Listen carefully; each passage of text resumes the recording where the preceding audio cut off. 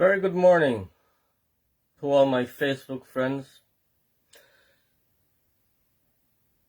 This morning, I'm going to tell you about a situation that I saw a few days ago on just in front of Marriott Hotel.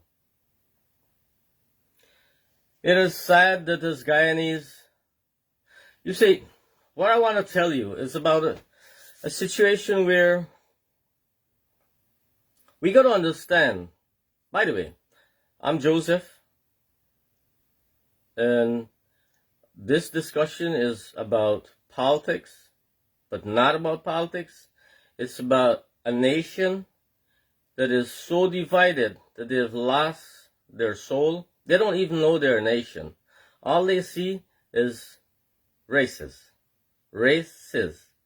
What they see is who's got what skin color. And that's how sad it is. Now, I'm gonna have to ask you to go back with me to a time a few hundred years ago. You see, we had slaves coming from Africa, and then these slaves, they came to work on plantations, and they were brought here by the British. We have to understand our entire situation in total. They were brought here by the British, and thank you very much there for those nice sentiments. Thank you very much. Right. They were brought into Guyana by the British, and the purpose was to work. As slaves, of course. And then we have a situation where slavery was abolished, and then we had different races come and go, but we had the Indians. Why I'm discussing Indians and Africans is because those are the two major races, and those are the two races that is in this entire dilemma that we have. Now, let's go to where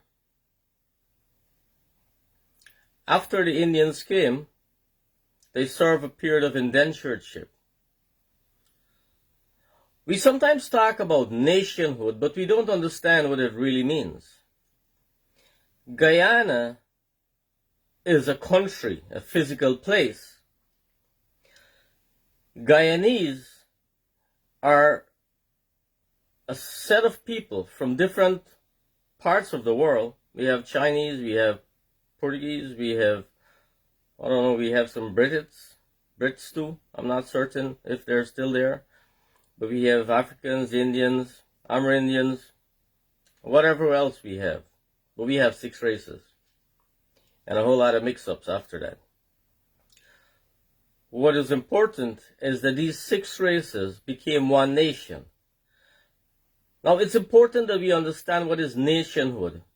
It's like these people became, they somehow enter into a marriage arrangement. They had to do a certain set of things together so that they can survive, be happier, be in a better place together. Now, we remember up until the 50s, we were being managed by the British. They held the reins of authority, and we worked, we paid our taxes, and they controlled the taxes. Up until that time, I want to remind every Guyanese, and I'm speaking to Guyanese here, please. People from the country that sits on the northern tip of South America, Guyana. Up until then, the US dollar against the Guyana dollar was 2 Guyana dollars for 1 US dollar. We were equivalent in financial strength to Canada. All of us know where we are today. And we have people telling us a whole lot of things, and I'll be grateful if somebody with the right accounting skills and financial qualifications could explain to us why we are where we are. I'm not going to get into things that I don't understand in detail, but what I do understand is that we still have a situation where we have races. And because of our racial makeup and because of racial manipulation, let me go to this position that I have where we were being managed by the British. Our country was being managed by, and I have to say this, by white folks from England. But our people told us, and this was Burnham and Jagan, two guys, told us in those days that, you know what, these people are stealing our resources. Whatever the truth is, these people are enslaving us, they're abusing us work-wise. I remember there was something we call them martyrs today, but they were fighting for labor rights. But we made those white guys to look like demons. We made them to look like a bad person. I'm asking you Guyanese today, why is it every one of you wants to get out of Guyana and go to a white country or a country that is managed by white people? If they were so bad in those days managing our country, and I want you to realize that if those people were still there, our country would have been attracting. In those days, many people from the Caribbean used to go to Guyana to work. We were known as the breadbasket of the Caribbean. And that is shortly before Chetty and Burnham got into power. The breadbasket of the Caribbean. Don't forget that. Here's the issue. Now that we are the breadbasket of the Caribbean, these two guys could get power. We got independence, which has not done us any good from that day to now. The only good it has done is give a few people who are politicians today the authority to live the way that they condemned the white man for living. They said that the white guy in that part of the world, in Guyana, the white guy who owned those sugar plantations, the white guy who had the authority from England, from the Queen's England, to manage our affairs, those guys, we said, weren't good to us. But we still gravitate to countries like America, England, British Virgin Islands, U.S. Virgin Islands, Canada, all the countries that we go to, we would rather go to are countries that are managed by white people. So please accept today that we were being lied to in the first place in Guyana. Now, let's look at the next dynamic that is really affecting our lives. I don't know. I really want to get this message across to us as a nation. Now, we understand how we became this nation. We became this nation because we live in the same place and our livelihoods depend on this place, and we had a management system that would benefit the whole or benefit all of us in an equitable manner, depending on how much we produce. The system gives us the opportunity to produce. That's what the system is supposed to do, and ensure that our benefits are equitable based on what we are capable of doing. Shortly after we had Burnham and Jagan, we had a split. We had a PNC, which was a whole lot of black people. Now, I'm coming back to a few days ago where I saw we have an issue where we recognize now as Guyanese, And I want to mention a few honorable people, and one of those guys, and honorable is not politicians, man. Those are the most dishonorable people we have in Guyana, politicians. Those are selfish, greedy. I mean, they're lost souls as far as I'm concerned. But here we have an honorable guy by the name of Mr. Glenn Lal, who's made a lot of efforts to see that Guyanese get some benefits from the oil, or their rightful benefits. And of course, there's a whole lot of people who comment on those things, and I know some names, but I'm not going to mention all these names. There are people with integrity in Guyana, and there are people who are willing to give us our fair share. But the disconnect is because we don't understand as a nation that what is important is what is important in our management, in the way our lives are managed, is not the color of whose skin is managing us. It's the integrity within our hearts, within our souls. Now, of course, that's almost impossible to find. And there's one saying that people get the government they deserve. Now, I want us to take a few moments and look at who we really are. How sincere are we? And if we have a situation, sorry about that. If we have a situation where, that's a call that came through there. I'm very sorry about that. Yeah. If we have a situation where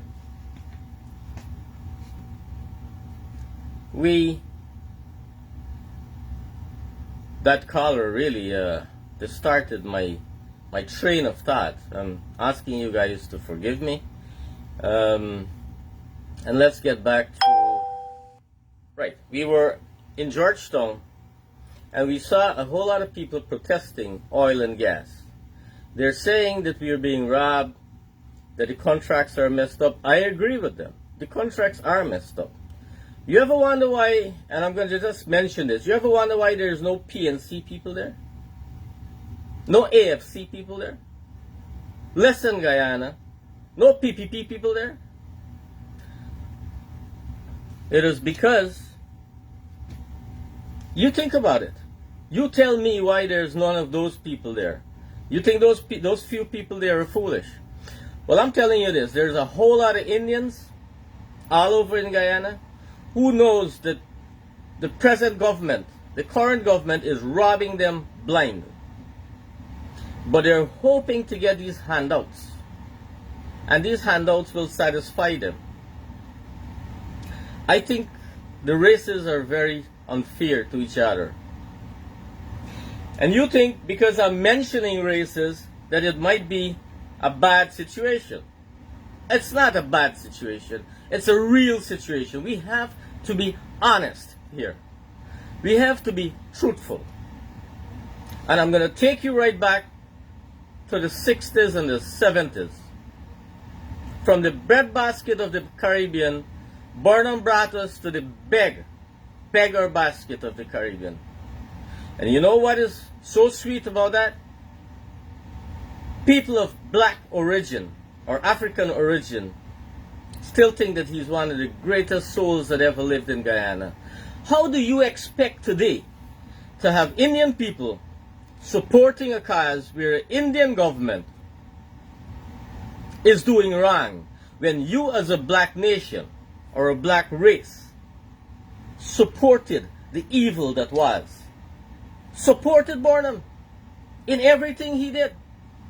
He did so many horrible things. He rigged the elections. He caused so much distress. Do I have to get into the details of the distress? You were part of the set of people that left Guyana and went all over the world. You people watching me or would watch me today, tomorrow, whenever, you were part of that disconnect from nationhood, where you had to run, you had to leave. You had to leave Guyana and go to every other part of the world just to survive, to have bread to eat. Then we were, before Burnham started, the bread basket of the Caribbean. It means that we supply them with food. They came to work in our mines. We were managed by British then, and partly by Chedi Jagan. Now, if we're saying, now we have to be honest. If you don't expect a marriage to work with dishonesty. We have to be honest here.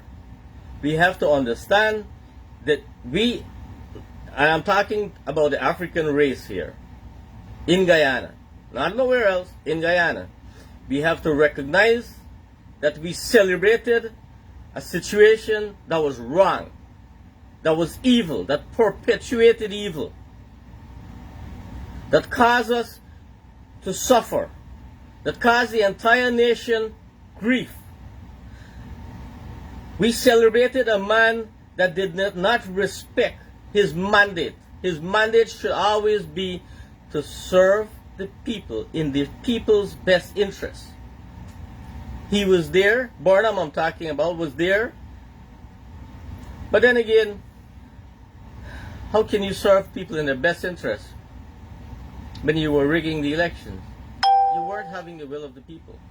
So you were unfair to a nation. And you know why all this happened? Because we, as Guyanese, we saw the black and the Indian. That is what we did. We saw races. We saw something as cosmetic as the color of our skin and the texture of our hair. Now you tell me, we live in Guyana. We're all over the place in Guyana. Don't we know that there are black people who are genuinely sweet? And there are Indian people who are genuinely sweet? And we have people of both races that are so disgusting and so, whatever. We have people from all races who are good, who are bad, and who are in between. And we have genuine people.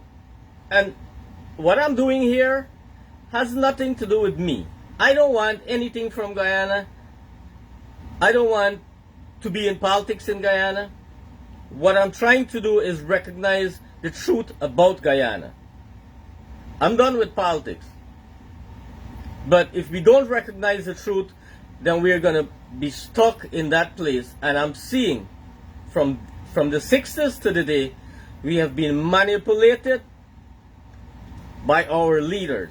And I'm going to tell you how that happens. I am prepared, if you're willing to stay with me, I'm prepared to allow you to understand exactly how that happens. Let's take, for example, hi there, nice seeing you guys. Thank you very much for watching. Yeah, sometimes I do lose my train of thought, and I'm sorry about that, but I'll get back there, and I'm there. Now, we are where we left off with Burnham, and we were the breadbasket of the Caribbean, and we became the beggar basket of the Caribbean. It was awesome. When Chedi won the elections, I know he was supported by the overwhelming majority of Guyanese, and that would have included the black race also, and the Indian race. And some people might want to say that when I'm discussing race, I'm being biased. Well, the worst thing that ever happened is that we fail to discuss race because we pretend that there's no racism in Guyana. Well, there is racism in Guyana. It's racism because we are politically aligned to a race. And that has been causing our demise from the day Burnham and Chedi started to this day. And I'm going to explain to you how that has happened. Now, we got to a place now where Chedi won elections. And that was all good. Guyanese had hope. We had hope. And we were so happy when Chedi won elections. The entire country, and I must mention that in the process, Desmond Hyde, to me, is the greatest black leader that Guyana has ever had. Is he recognized in the PNC? No. No. They don't think much of him. Among the Indian community, I don't know what they think. But we have politics that demonize anything that is good. And the thing that is bad, we don't worry about it too much in PPP politics especially. Everybody knows Burnham was not so good, so don't worry about it. And so I'm finished with Hoyt there. He did a great job. He brought back flour. He got us into a financial package. What I think it's World Bank, IDB, whoever it was, and we had benchmarks, and we started growing. Burnham could have done that, but ideologically, he couldn't see the distance, or he didn't care. He saw us leaving in droves. We all left Guyana. And he just couldn't see that there was a disconnect in the way he was managing the country. He was all full of himself. He was not a good leader. And I'm saying that loud and clear. And to the African race, you did not have a good leader. And the people you look up to in those days, I mean, I don't know why we still do that. Now we had Chetty, and Chetty was a good guy. But God rest his soul. And there are stories about how he died. About some guy who was corrupt, caused him heart attack. I don't know about that story. Maybe that story has something to do with something. But let's allow that to be for now. I want to recognize. And remember, I'm going to always come back to where we were today, a few days ago, protesting. I'm asking us, doesn't the Indian community recognize that the government currently, based on all the things that Glenn Lyle has been discussing with us, all the media, or don't we care to know that we are being robbed in a great way? Don't we care? Doesn't it matter anymore? Doesn't it matter that our grandchildren, who should have been living in a first world country, which is what Guyana would be, would continue live like how many other countries in Africa are living, because their politicians steal their wealth and their resources on a momentarily basis. Our politicians in Guyana are currently stealing our wealth in a major way. It's so big you can't imagine. And I want you to listen. If whatever I'm saying, if it don't make sense enough, please listen to all the videos of Glenn Lyle. Kiteshore News, whatever it is, just go there, get those information. And the thing is, the guy has done such a great job, he's willing to discuss this with anybody in power. Do you think the people in power want to discuss it with him? No.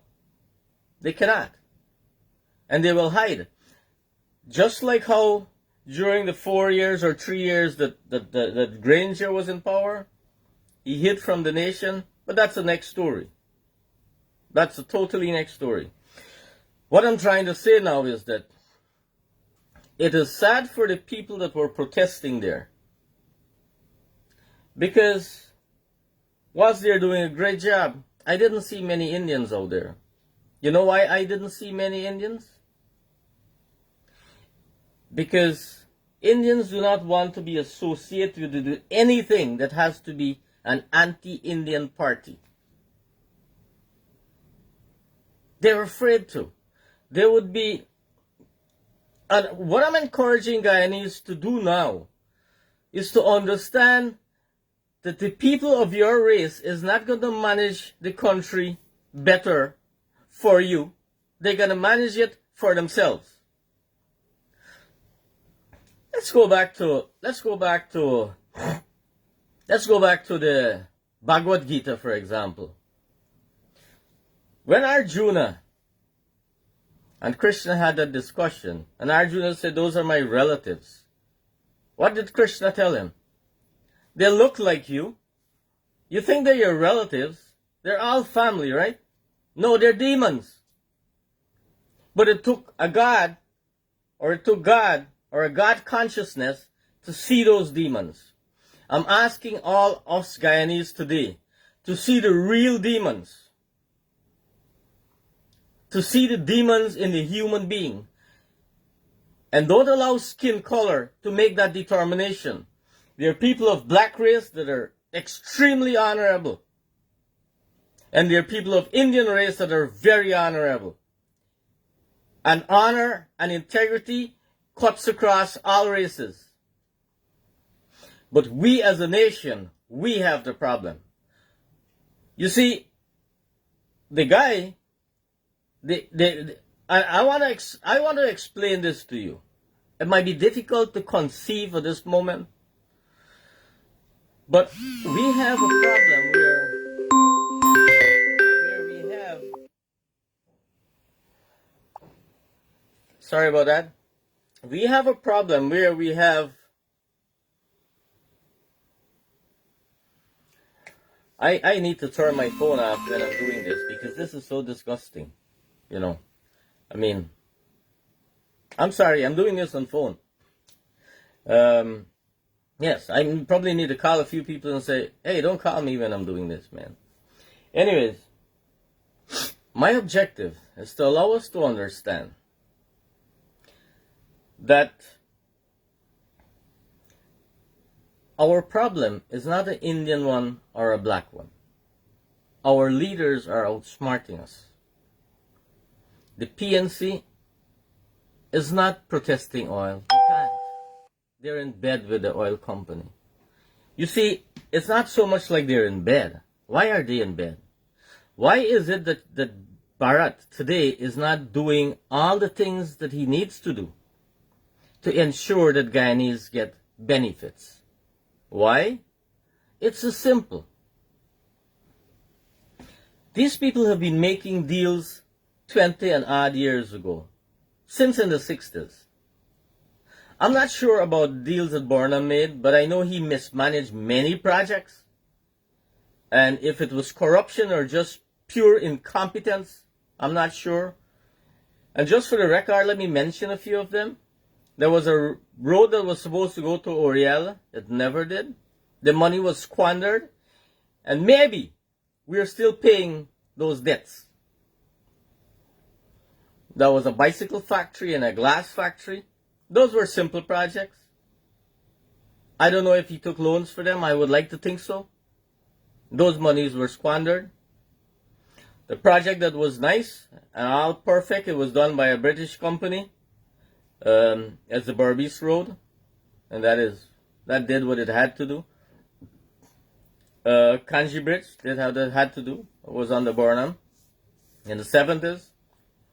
And it goes to say that if you take a certain companies to work for you, the integrity is there also. Anyway, what I'm getting at is integrity. Or let's put the God in the human being. Do you think that the people of African race don't appreciate God, or the people of Indian race don't? You know, there's a next disconnect there, because when I was growing up as a kid, I used to be a Seventh-day Adventist. I grew up as a Seventh-day Adventist. I was taught that other people, and they said these were idol worshippers, and I understand. But when I looked at the people themselves, I don't see the difference in characteristics between the Indian person or the African person. They both want to live, they both want to strive, and they both want to do all the good things that needs to be done for themselves. I am going to leave you with a few messages. One, there is nothing good about holding on to a government that is evil when it looks like you. There's nothing good about having race politics. The only people that benefit from race politics is the elite. And I'm going to finally say this. The PNC and the PPP, they're both in bed with ExxonMobil. You know how come they're in bed with ExxonMobil? Because here's the deal. They would say to ExxonMobil, here's what. I am going to give you this oil block or this contract. We're going to do this contract. I'm going to weaken the contract on behalf of the people, but you have to pay me so much. Now, ExxonMobil is a multinational company, and they have issues too.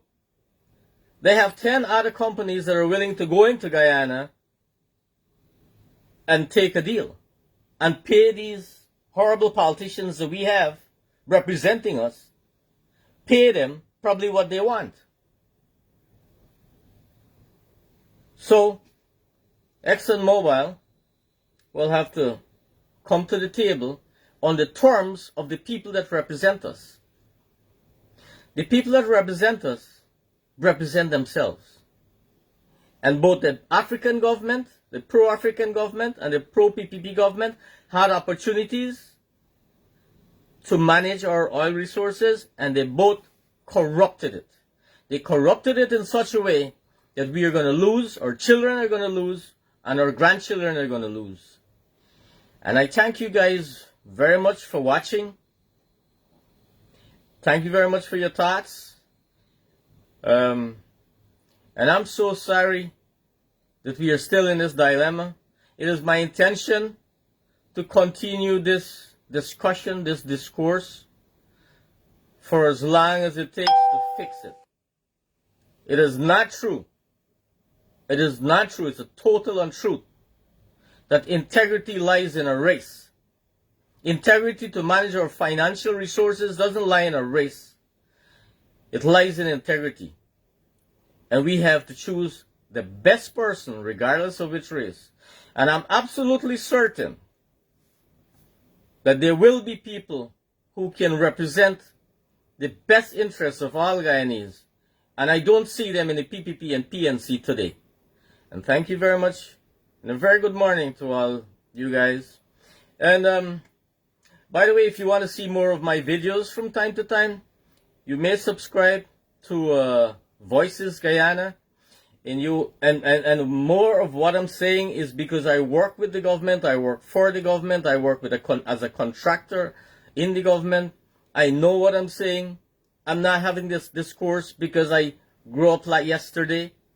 I have years of experience. Let me see. I was in my 30s then. I'm almost in at least 60 years of experience in and around governance. And the rest years living on the BURNAM, living on the PPP, the hopes, the dreams, the aspirations, the wanting, and the loathing, and the disgust that we had to experience on the hands of these people. I am tired, and you should also be tired. I thank you very much for watching. Thank you very much. I will continue doing this for as long as it takes. And I need nothing from Guyana. I live in the USA today. And I'm proud to be here because, and the next time we have a discussion, I'll tell you about the benefits of living in the US. It's not about the money. It's about many other things where you don't have corruption. You don't have people stealing your resources. You don't have people mismanaging your resources for their own benefits. And that's the good thing about America. That's why people gravitate to America. Thank you very much. And I'll see you next time. Maybe next Sunday. That sounds good to me. You let me know. Thank you very much. Bye.